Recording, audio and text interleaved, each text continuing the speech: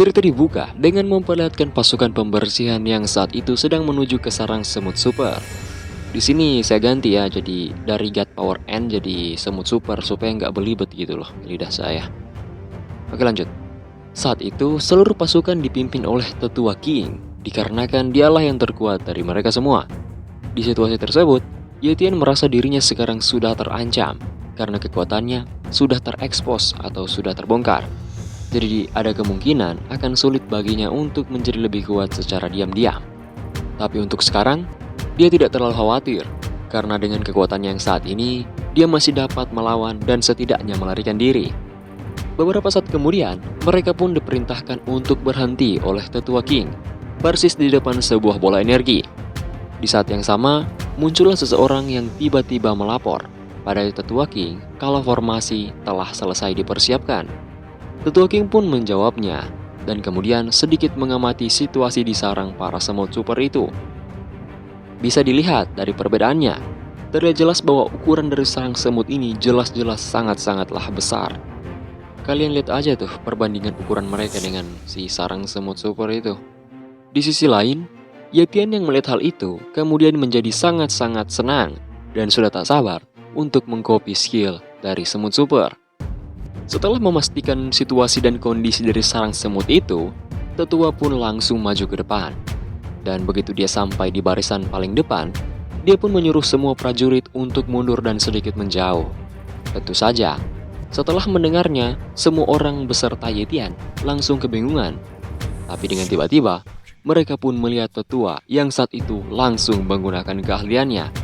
Tak disangka, saat itu Tetua King langsung menunjukkan sebuah formasi tepat di atas sarang semut super tersebut.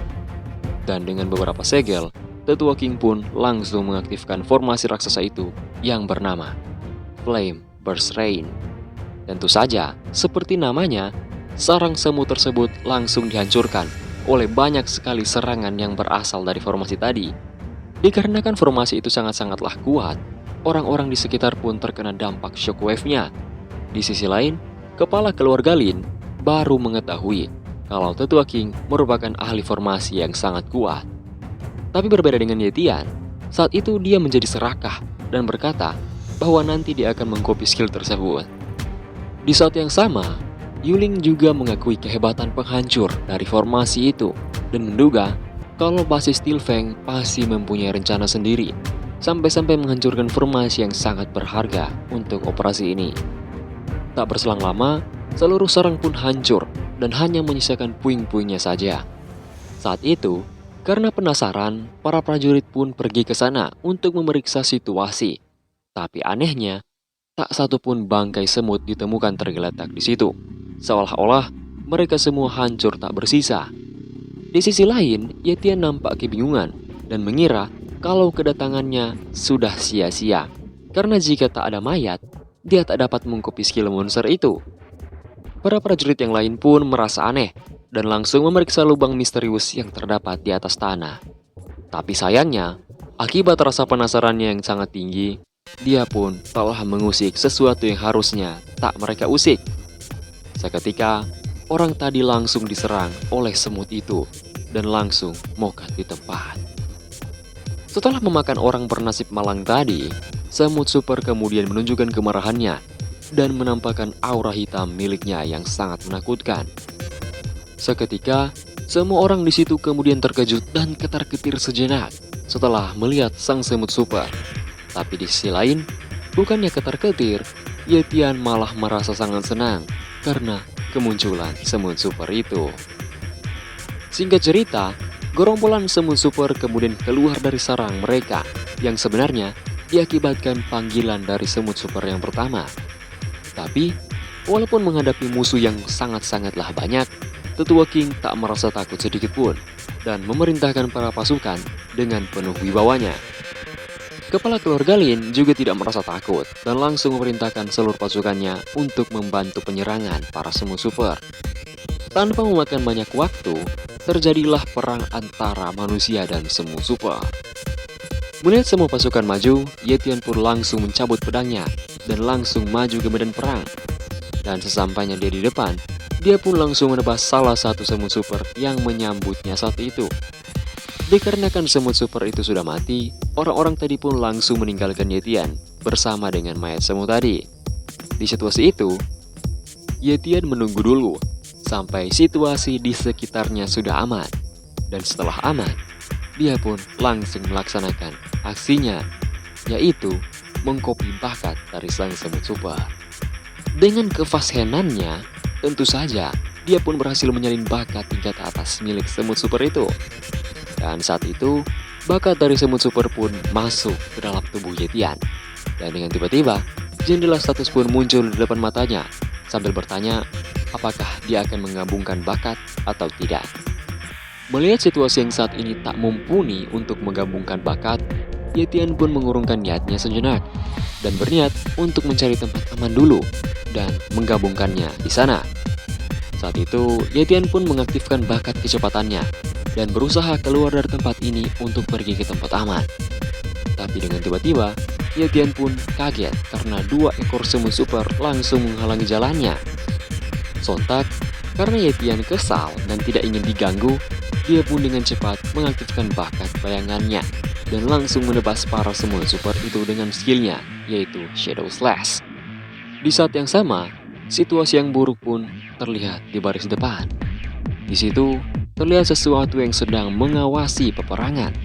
Tapi saat itu, Tetua King pun langsung merasakan aura menakutkan yang menekan di dekat sini, yaitu berasal dari sesuatu yang mengawasinya tadi. Setelah itu, nampaklah dari kejauhan sebuah tekanan energi yang memusat di satu bagian. Dan seketika, sesuatu yang sangat kuat pun muncul dari permukaan tanah, tak jauh dari tempat peperangan terjadi. Monster tersebut sangatlah besar, sama halnya dengan kekuatannya. Tentu, semua orang yang melihatnya langsung terdiam membisu, karena monster tersebut adalah monster tingkat tinggi. Tapi, untung saja Tetua King langsung sadar dan menyuruh semuanya untuk lari, karena yang mereka hadapi sekarang adalah monster tingkat tinggi atau monster tingkat atas. Saat itu, semua orang seketika langsung berhamburan mundur dari tempat tersebut untuk menyelamatkan nyawa mereka masing-masing. Yuling yang saat itu menyaksikan, kemudian langsung mengatai mereka karena mereka tidak mencari tahu situasi lebih dulu. Setelah itu, mereka berdua pun langsung berniat untuk mundur. Tapi saat itu, Xiao Yu mengkhawatirkan keselamatan Yetian.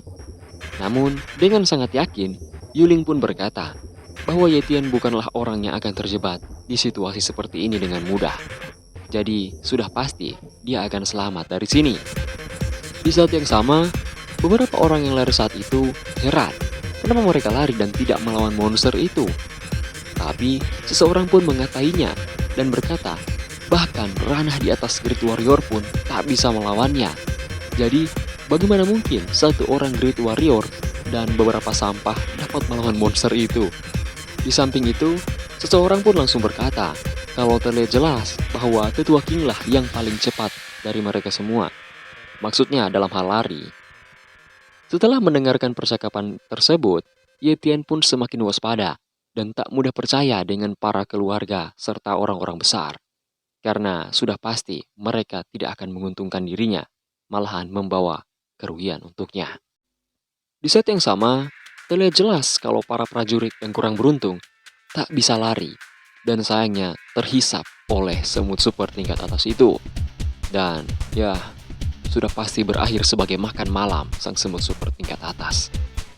Seakan belum cukup, monster itu pun melepaskan sebuah skill, yakni aumannya yang sangat mengerikan.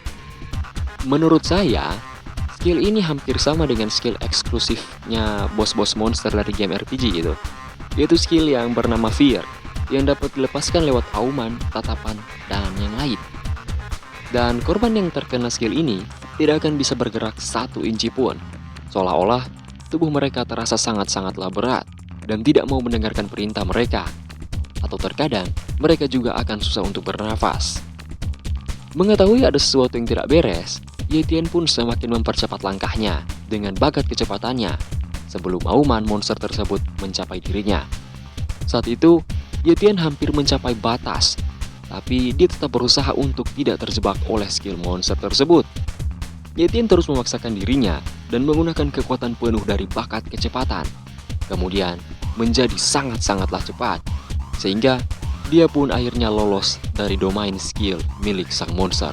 Walaupun saat itu, dia terlempar akibat kecepatannya yang sudah sangat-sangatlah cepat. Walaupun saat itu dia sedikit terluka, untungnya dia berhasil selamat dari terperangkap oleh domain skill yang dibuat oleh sang monster. Karena sudah pasti, dia akan mati jika dia terperangkap dalam sana. Saat itu, dia menyadari kalau dia sudah bebas. Jadi, dia berencana untuk pergi dan mencari tempat aman untuk menyerap bakat dari semut super. Singkat cerita, sampailah Yetian di tempat dia mengalahkan bos salamander. Di situ, dia melihat kalau bos tersebut telah dibongkar oleh ketua tim Gale Wolf hingga tersisa tulang saja. Setelah semuanya, dia pun langsung pergi ke atap suatu bangunan. Kemudian, sedikit menyempatkan waktu untuk menikmati keindahan alam. Singkatnya, dia healing dulu sedikit. Sehabis dia healing, dia pun langsung duduk bersila di tempat itu dan membuka jendela sistem miliknya. Sudah pasti, saat itu dia pun langsung memilih untuk menggabungkan bakat kekuatan tingkat atas tersebut. Tentu, seperti yang kita ketahui, Yetian pasti akan merasakan rasa sakit yang luar biasa ketika dia menggabungkan bakatnya dengan bakat milik orang lain ataupun bakat milik monster. Tapi sekali lagi, dengan tekad yang besar miliknya, dia pun langsung menahan semua rasa sakit itu dengan niat untuk menjadi lebih kuat. Beberapa jam pun berlalu dan malam telah tiba. Di saat itu, Yetian telah selesai dengan penyerapan bakatnya. Dan tentunya, dia pun berhasil membuat bakat kekuatan tingkat atas itu menjadi sepenuhnya miliknya.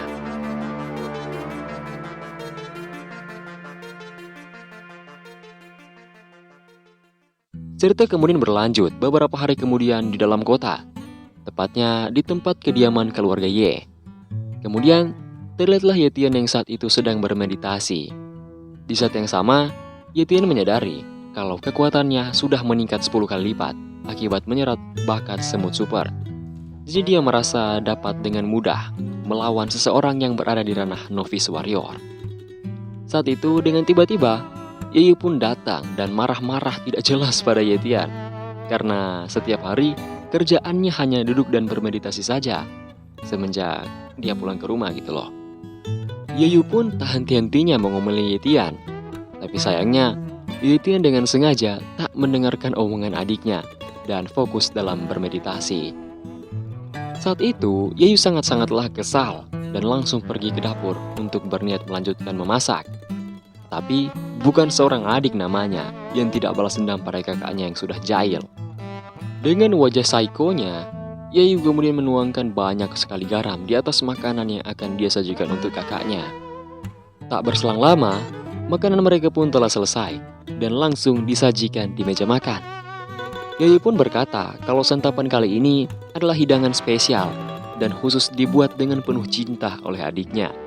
Tentu saja, Yetian dengan senang hati langsung berniat memakan makanan itu tanpa kecurigaan apapun. Tapi sebelum makanan itu masuk ke mulutnya, tiba-tiba seseorang pun langsung mengetuk pintu. Jadi mau tak mau, Yetian langsung meninggalkan makanannya dan pergi untuk membuka pintu. Setelah membuka pintu, ternyata orang yang mengetuk adalah ketua tim Gale Wolf. Jadi Yetian pun mengajaknya untuk masuk dulu. Ketua tim juga berkata kalau tujuannya kemari adalah untuk mengantarkan bagian jarahan Yetian. Dan dia menekankan bahwa dia tak menerima penolakan apapun dari Yetian. Saat itu, Yetian pun menerimanya. Tapi sebagai gantinya, Yetian meminta ketua tim untuk ikut makan bersama dengan mereka. Sontak, ketua tim pun menerimanya dengan senang hati karena dia juga lapar gitu. Tanpa diduga, ketua tim memakan makanan jebakan itu dengan sangat-sangat lahap. Sementara, Yetian berkata kalau dia tak merasa lapar untuk sekarang. Terlebih, dia harus melihat jarahan itu. Di sisi lain, Yeyu menunjukkan ekspresi yang menjelaskan bahwa sesuatu tak baik-baik saja sekarang. Setelah selesai memakan santapan jebakan itu, ketua tim pun berbicara dengan Yetian di ruang tamu. Di sini, ketua membahas tentang kerugian basis Lin Hai dan Steel Fang akibat penyerangan sarang semut super beberapa waktu lalu. Kerugiannya di antara lain kehilangan 50 Elite Warrior dan 3 Great Warrior. Tapi, setelah semua kerugian itu, mereka tetap tidak menyerah dan basis Stilfeng mengirimkan seorang Grandmaster untuk menghadapi sang bos monster dari para semut super. Setelah mendengarnya, Yetian pun merasa penasaran dan juga waspada pada basis Stilfeng, dikarenakan kekuatan seorang Grandmaster ini sangat-sangatlah tinggi. Yetian juga bahkan curiga bahwa lorong perdagangan yang selama ini dia kira tidak ada, sekarang masih eksis atau masih ada. Tak terasa, waktu sudah mau petang, dan sudah saatnya bagi ketua untuk pulang. Jadi, Yetian mengantarkannya sampai keluar rumah untuk menunjukkan rasa hormatnya kepada yang lebih tua. Tapi, dengan tiba-tiba, seorang diakon dari keluarga Mo pun memberi salam pada Yetian. By the way, orang ini manggil Yetian dengan sebutan Lord ya, atau Tuan. Maksudnya, terhormat gitulah. Dia pun dengan hormat memberikan sebuah surat undangan makan malam dari keluarga Mo kepada Yetian. Tapi, tentu saja Yetian tak berniat menerima dan bahkan tidak tertarik dengan undangan itu, karena dia penuh dengan kesibukan sekarang. Tapi, dengan tak tahu diri pun, orang gila ini menunjukkan auranya yang lemah di hadapan Yetian. Dan kemudian, dengan penuh percaya diri langsung sok-sokan mengancam Yetian dengan kata-kata busuknya, sambil menyentuh pundaknya. Tentu saja, karena Yetian sangat tidak suka diremehkan, apalagi jika diremehkan oleh keluarga Mo, dia pun dengan cepat langsung membanting orang itu ke tanah, agar orang itu sadar posisinya di tempat ini. Di saat itu, dikarenakan Yetian tak ingin terlalu mencolok, dia kemudian melepaskan orang sok jago itu untuk membuat orang itu sadar kalau dia telah mengusik orang yang salah. Beberapa saat kemudian, terlihatlah orang sombong tadi yang sedang berdiam diri di gang sempit di sekitar tempat itu. Di sana, dia pun mengoyak-ngoyak surat tersebut atau surat dari keluarga Mo itu karena rasa marahnya kepada Yetian. Dan sangat jelas, saat itu dia berencana melakukan sesuatu terhadap Yetian akibat rasa dendamnya yang dalam. Cerita pun berlanjut malam itu di kediaman keluarga Mo. Di saat itu, terlihatlah orang sombong tadi yang lari memasuki ruangan di mana leluhur dan kepala keluarga Mo berada. Orang itu kemudian meminta agar kepala keluarga Mo menegakkan keadilan untuknya. FYI, kepala keluarga Mo ini namanya Mo Changseng, dan juga dia ini merupakan anak tertua dari leluhur keluarga Mo. Dia juga saat ini berada di ranah Elite Warrior, sama seperti Yetian. Oke, lanjut. Sontak, Changseng pun keheranan karena dia menyuruh orang ini untuk pergi mengundang seseorang, bukannya untuk membunuh seseorang. Di saat itu, dengan tidak tahu malunya, dia pun memfitnah Yetian dengan berkata kalau Yetian mengusirnya karena dia mendengar nama dari keluarga Mo. Dia juga menuduh Yetian kalau Yetian merobek undangan dari keluarga Mo, yang sebenarnya dia yang telah merobeknya sebelumnya. Tentu saja, karena mendengar hal itu, leluhur keluarga Mo yang berada di belakang Changseng langsung marah besar akibat mendengar hal tersebut. Tapi nampaknya, leluhur keluarga Mo sekarang ini sedang terluka parah dikarenakan pertarungan melawan monster semut super beberapa waktu lalu. Saat itu, Changseng pun langsung mengusir orang tak berotak itu dari ruangan. Di sisi lain, dia kemudian memberikan obat pada ayahnya yang saat ini sedang dalam kondisi mengalami luka dalam. Ayahnya memberitahu Changseng bahwa dia tidak memiliki pilihan lain selain menggunakan teknik rahasia untuk melarikan diri dari serangan semut itu.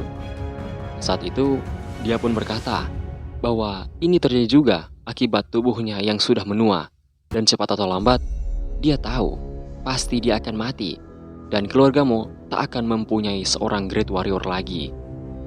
Dia tahu bahwa Yetian merupakan seorang monster jenius di antara para monster paling jenius, dan dia bertekad untuk mendapatkan Yetian sebelum keluarga lain. Tetapi, dikarenakan Yetian tak ingin bergabung, mereka pun tak punya pilihan lain selain menculik Yetian. Tapi, Changseng sangat ragu jika Yetian akan bekerja sama dengan mereka, apalagi jika mereka sudah menculiknya. Dengan tiba-tiba, ayahnya pun menyalanya sambil mengeluarkan sebuah ramuan. Dia berkata bahwa ramuan ini dapat menghilangkan kebijaksanaan seseorang. Singkatnya, dapat membuat orang itu bodoh dan gampang terpengaruh itu. Ramuan tersebut kemudian diberikannya kepada Changseng dengan perintah bahwa dia harus membuat Yetian meminum ramuan itu. dan memberikan Yetian sebuah identitas palsu dengan metode cuci otak.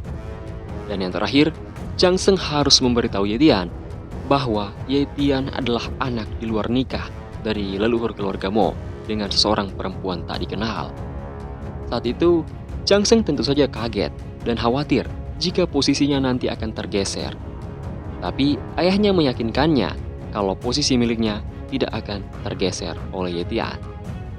Setelah itu, leluhur keluarga Mo kemudian memerintahkannya untuk segera melaksanakan perintah secepat mungkin.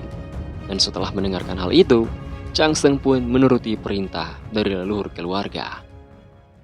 Tak berselang lama, terlihatlah beberapa bayangan hitam yang menuju ke arah rumah Yetian. Tentu saja, bayangan-bayangan hitam tadi merupakan anggota elit keluarga Mo yang diperintahkan untuk menculik Yetian.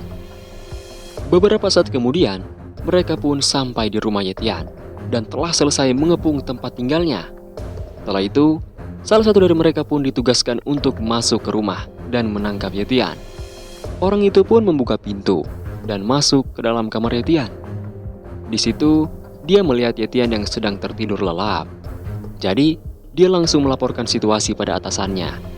Sontak, setelah mendengarnya, tak menunggu waktu lama, dia pun diperintahkan untuk langsung melaksanakan tugasnya, yaitu menangkap Yetian. Tapi sayangnya, dengan tiba-tiba selimut itu pun terlempar ke arahnya. Dan sesaat kemudian, terciptalah titik buta miliknya yang langsung digunakan oleh Yetian untuk mencekik penyusup tersebut. Saat itu Yetian tersenyum sambil berkata kalau mereka lama sekali, sebab dia sudah mulai bosan menunggu mereka sedari tadi. Setelah mengatakan itu, Yetian langsung mematahkan leher orang itu dengan hanya menggunakan satu tangannya saja. Yetian pun melepaskan orang yang sudah mokat itu. Tapi tiba-tiba, earphone orang tadi kemudian jatuh dan baru ketahuan kalau orang ini merupakan salah satu tetua dari keluarga Mo. Di saat itu, Yetian kemudian mengambil earphone tersebut, kemudian memakainya dan berkata kalau seolah-olah misi mereka telah berhasil dan saat ini Yetian sudah tertangkap. Tapi orang ini pun cukup cerdik. Dia langsung menyadari kalau itu bukan anggota mereka, tapi orang lain yang sangat misterius.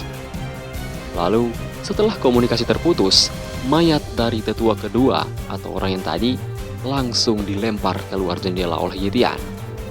Saat itu mereka seketika kaget karena menyadari bahwa tetua kedua sudah tidak bernafas.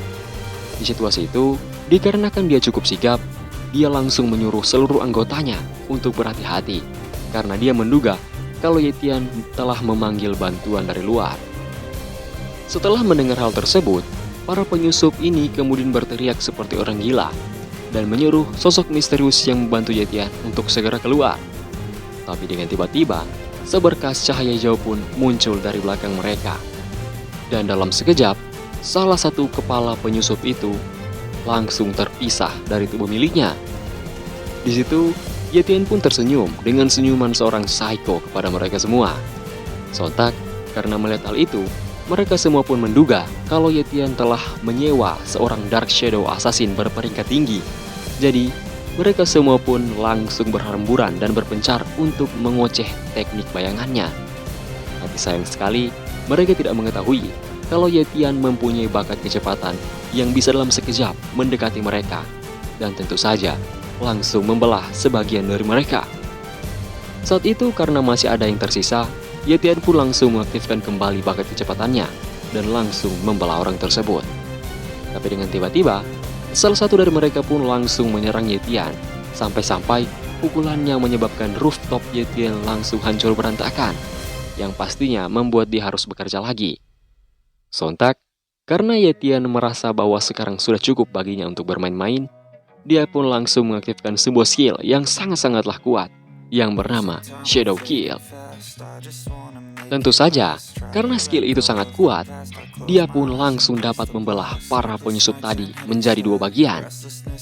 Tapi, karena ini belum selesai, dia langsung turun ke bawah untuk segera menyelesaikan masalah ini. Tapi dengan tiba-tiba, dia pun langsung dikenali oleh salah seorang penyusup, dan tanpa banyak omong, dua orang dari mereka pun langsung berniat untuk menangkap Yetian dengan kekuatan mereka. Tapi di sisi lain, Ye Tian menyambut serangan mereka karena dia langsung menyimpan senjatanya dan mengarahkan tinjunya untuk menangkis serangan mereka. Kemudian, sesuatu yang tak terduga pun terjadi, karena dengan bakat kekuatannya, ternyata Ye Tian dapat menahan serangan dari kedua orang kuat itu, dan bahkan dia dapat langsung menghempaskan mereka berdua hingga moka. Setelah semua itu, Ye Tian pun berjalan perlahan mendekati penyusup yang tersisa.